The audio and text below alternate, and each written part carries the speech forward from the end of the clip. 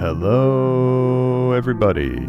Welcome back to the Otherppl Show, or if this is your first time listening, welcome for the first time. It's good to be with you. Thank you for tuning in. My name is Brad Listi. I am your host. I am here in Los Angeles, and I hope you're doing all right, wherever you are. Don't forget to subscribe to this show wherever you listen to podcasts. You can also subscribe on YouTube. Follow the show on social media, TikTok, Instagram, Twitter, and Bluesky. Subscribe for free to my email newsletter once a week over at bradlisti.substack.com. And if you love this show, join the Otherppl Patreon community at patreon.com/otherpplpod. Help keep this show going into the future.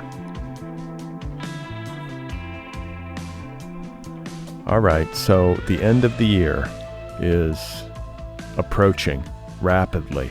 We are almost there. And today we are in part 3 of my Best of 2023 series of episodes, closing things out. One of the best years ever for this program, if I may say so, modestly. 134 episodes in a calendar year, some amazing guests, dozens upon dozens of excellent books and conversations. So it seems appropriate in light of all that to close things out by sharing with you these year-end best of episodes, the most downloaded episodes.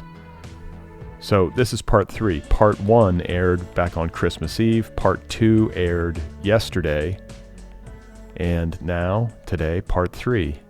And the top 5 most downloaded author interviews of 2023. And on top of that, on New Year's Eve, I will be sharing with you my favorite books of the year, my favorite reads of 2023. A friendly reminder that all episodes of this show are available in the feed. Every single one is there waiting for you. So I'm going to be playing some outtakes today, as I have been in these best of episodes. And you should know that you can listen to the full conversations wherever you get podcasts. Just find the Otherppl podcast, search for the episodes by name, you'll find it. All right, so to quickly review, in part 1, what did we do? We did the top 5 most popular craftwork episodes, and then we did 5 of the most popular author interviews.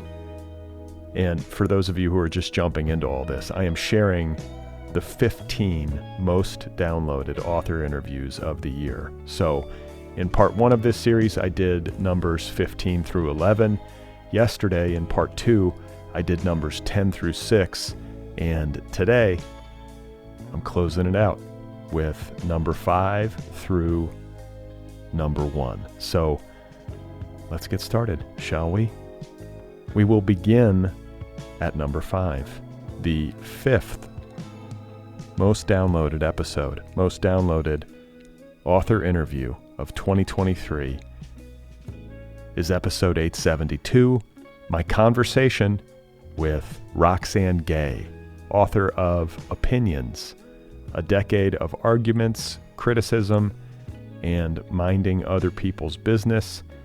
So this is Roxane's most recent book, obviously. It is a collection of essays and op-eds that Roxane Gay has published over the years in a wide range of publications, including the New York Times, the Rumpus, and elsewhere. Roxane Gay's other books include the essay collection Bad Feminist, which was a New York Times bestseller, the novel An Untamed State, which was a finalist for the Dayton Peace Prize, a memoir called Hunger, which was a New York Times bestseller and received a National Book Critics Circle citation, and then the short story collections entitled Difficult Women and another called Ayiti. Roxane Gay is a contributing opinion writer to the New York Times. She has also written for a ton of different publications, including Time, McSweeney's, the LA Times, The Nation, Book Forum, and Salon. Here I am in conversation with Roxane Gay in episode 872 which aired back in October. And by my standards, you have a very big online following. And I'm wondering if the advent of your professional life as a writer of opinion followed that or was useful in growing that following. Do you know what I'm saying? Like, how did the evolution work? Oh, well, the audience came from the writing. It was definitely the writing first. And I never expected to gain a large social media following. I remember many years ago, I was on Twitter and I probably had 3,000 or 4,000 followers, and I was following Matt Johnson, who is one of my favorite writers. And he had like, I can't remember, maybe 55,000 or 70,000 followers. I just remember thinking, how does a writer of literary fiction amass that kind of a following online? It just seemed unthinkable to me. And I was so impressed. And I just thought, wow, like people must really love what he has to say online for him to have this many followers. And of course, he's wonderful on social media. He's pulled back in recent years, like I think most of us have. But back then, he was so funny and so dry. And I just loved that. And it wasn't a goal for me. It just was like, wow, that is the standard. And slowly but surely, I started to build an online audience of my own. And, it happened slowly and it also seemed to happen all at once. And the next day you look and you have like 850,000 followers. And it's just like, where did all of you come from? All right. That was Roxane Gay. Her latest book, once again, is called Opinions, available from Harper Books.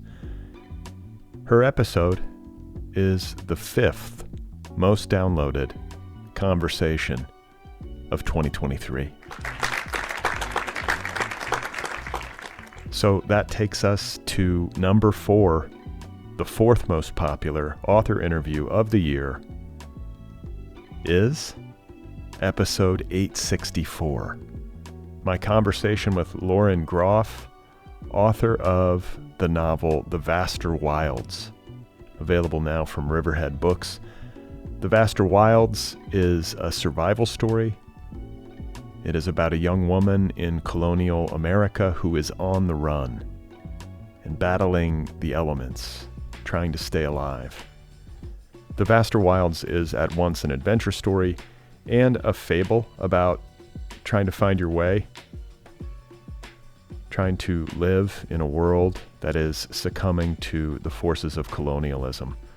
Lauren Groff is a 3-time National Book Award finalist and the New York Times bestselling author of the novels The Monsters of Templeton, Arcadia, Fates and Furies, and Matrix, as well as the short story collections Delicate Edible Birds and Florida.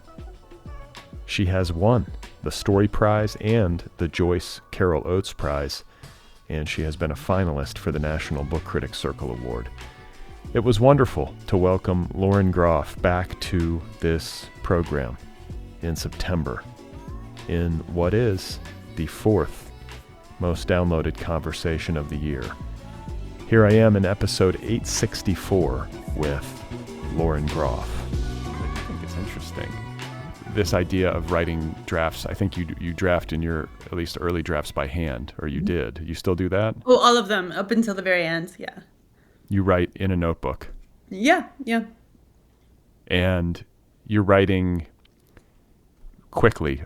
How quickly is quickly? Like, how quickly do you get an early, first draft of this novel done?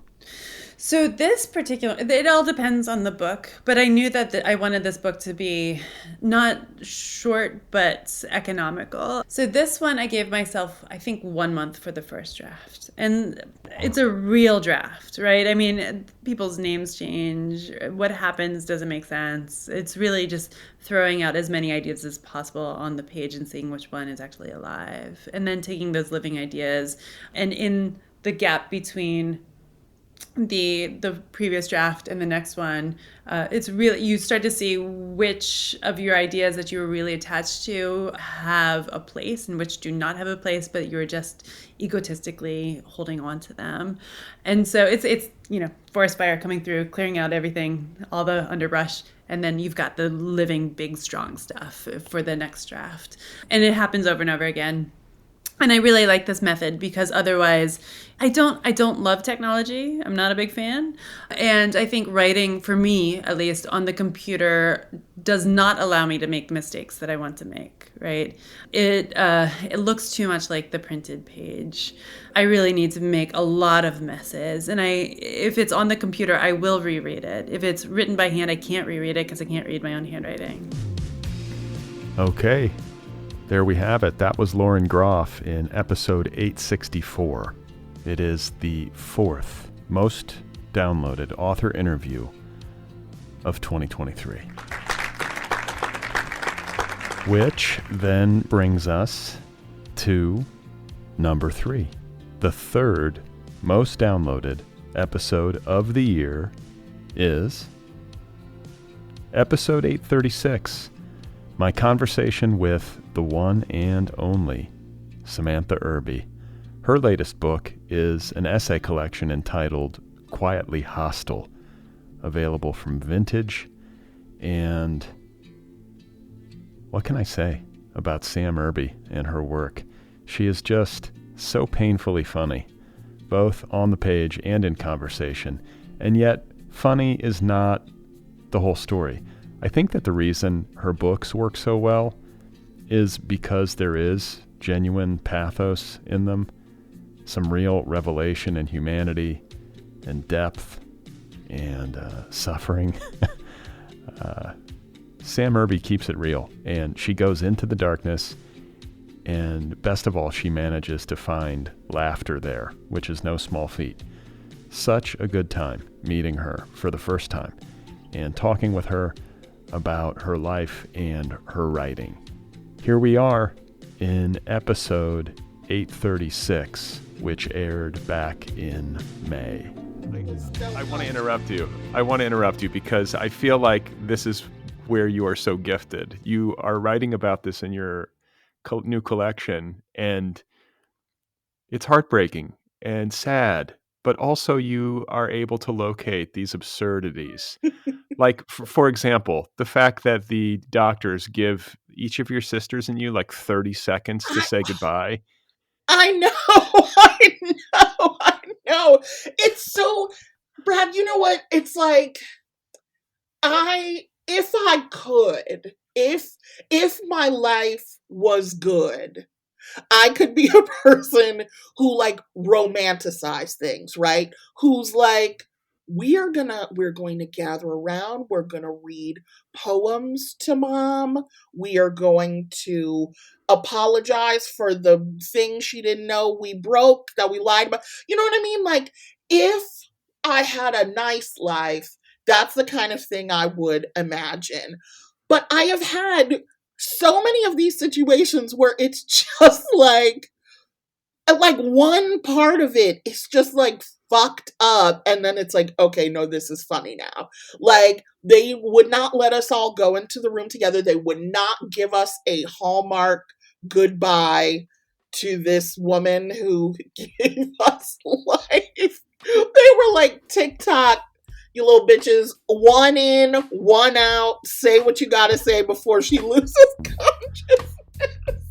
All right, guys, there we have it. That was Samantha Irby in episode 836, the 3rd most downloaded episode of 2023. And easily, I think, the funniest episode of the year. I can't think of one that tops it. So, we are now down to the final 2, the top 2. This is it. The 2nd most downloaded conversation of 2023 is episode 832, my conversation with author Emily St. John Mandel. Her most recent novel is called Sea of Tranquility, now available in trade paperback from Vintage. Sea of Tranquility is a novel of art, time travel, love, and a great plague. It takes the reader from Vancouver Island in 1912 to a dark colony on the moon 500 years later. This is a totally absorbing story of humanity across centuries and across outer space. Emily St. John Mandel's 5 previous novels include The Glass Hotel, which has been translated into 25 languages, and Station 11, which was a finalist for a National Book Award and the PEN/Faulkner Award for Fiction, and was the basis for a limited series on HBO Max. Station 11 has been translated into 37 languages.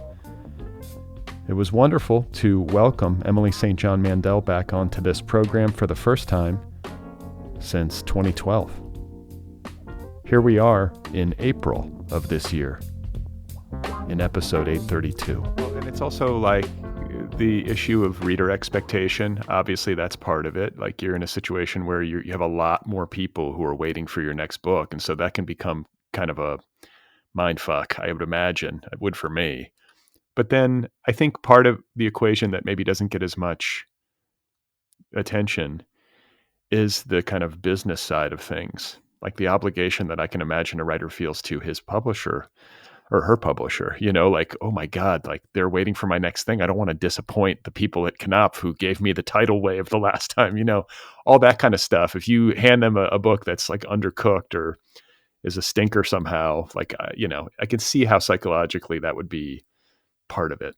Yeah, that is part of it. I did feel this desperate desire to not disappoint anybody, which I hadn't really felt with the previous books because not that many people cared. But yeah, it was this feeling like whatever follows Station 11 had better be good. I did feel that way the whole time I was writing The Glass Hotel. And that was part of why it took so long. With The Glass Hotel, it took me a really long time to figure out what the book even was. The revisions on that book were so intense that I felt like I wrote 3 different versions of that novel. The structure was just kind of all over the place, and characters came and then were written out and written in again. And it was just really hard to find. What made it harder was that I sold The Glass Hotel as a partial, which I'd never done before.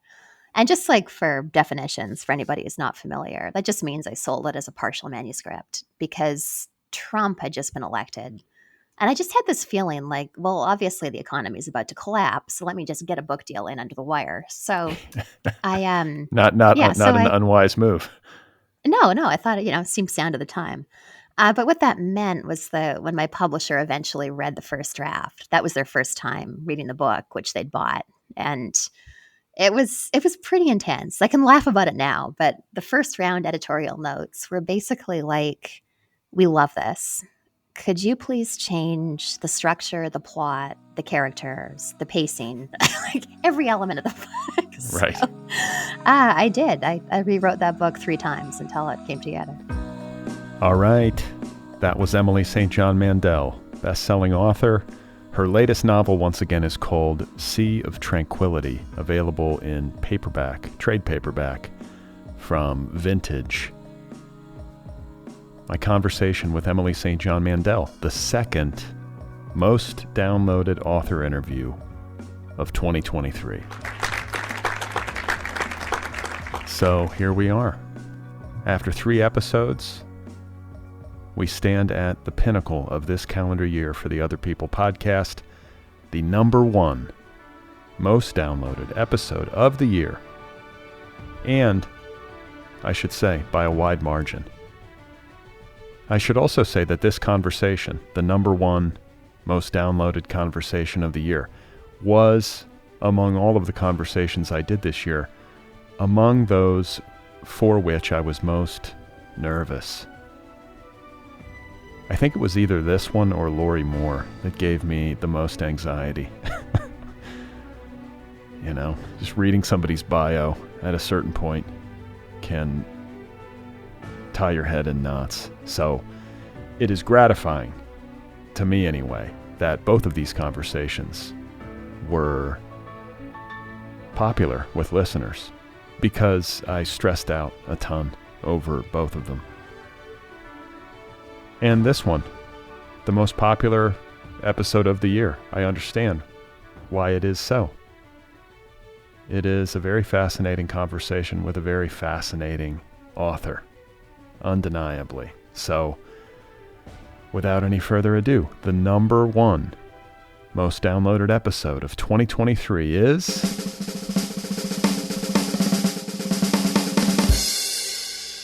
Envelope, please. Episode 865, my conversation with Karl Ove Knausgaard, whose most recent novel is called The Wolves of Eternity, available from Penguin Press. The Wolves of Eternity is a sprawling and deeply human novel about relationships and what relationships really mean. It is a book that is asking what responsibilities we have toward one another and to ourselves, and what are the limits of what we can understand as human beings about our existence. This is a really majestic and affecting novel about relations, our relationships to one another, to nature, and to the dead. It was a real thrill to have Karl Ove Knausgaard on the Otherppl podcast for the first time. His first novel, his debut, Out of the World, was the first ever debut novel to win the Norwegian Critics' Prize, and his second novel, entitled A Time for Everything, was widely acclaimed.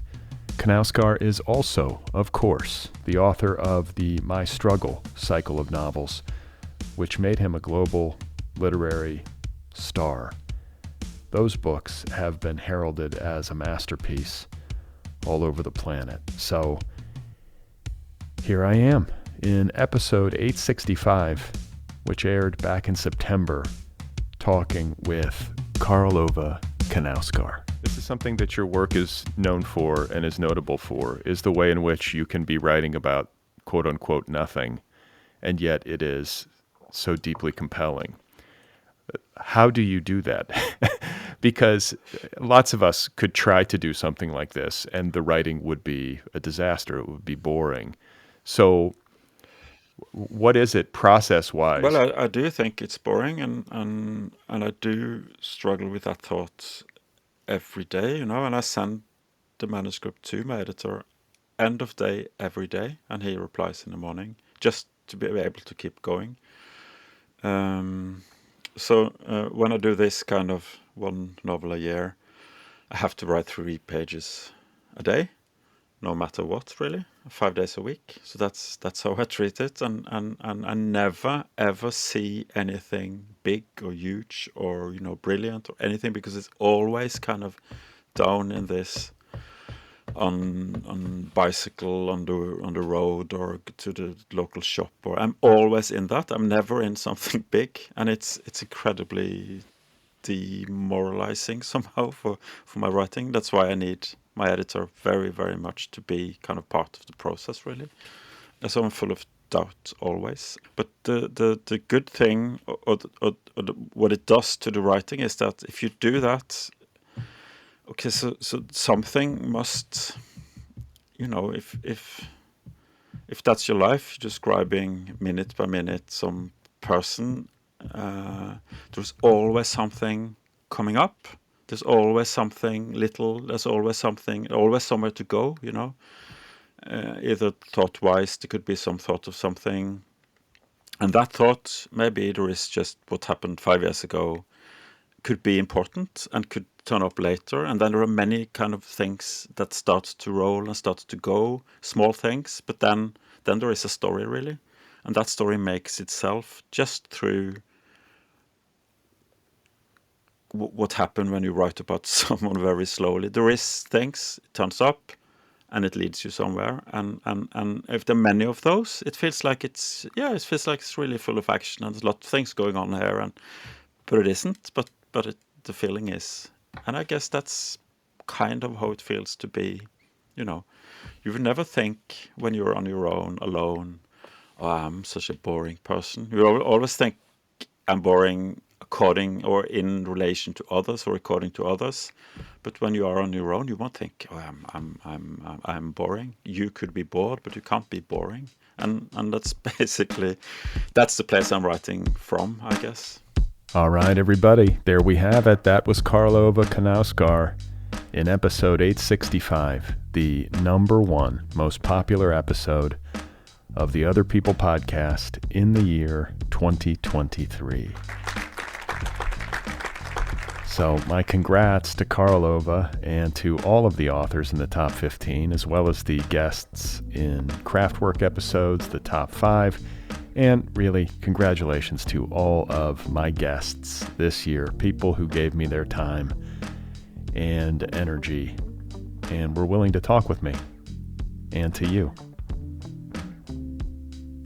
Like I said, I've resisted doing these kinds of episodes over the years, both because I'm lazy and because, I don't know, I feel like the metrics are a bit flawed. I don't like to pick favorites. I don't want to hurt anybody's feelings. So this is done in the spirit of fun.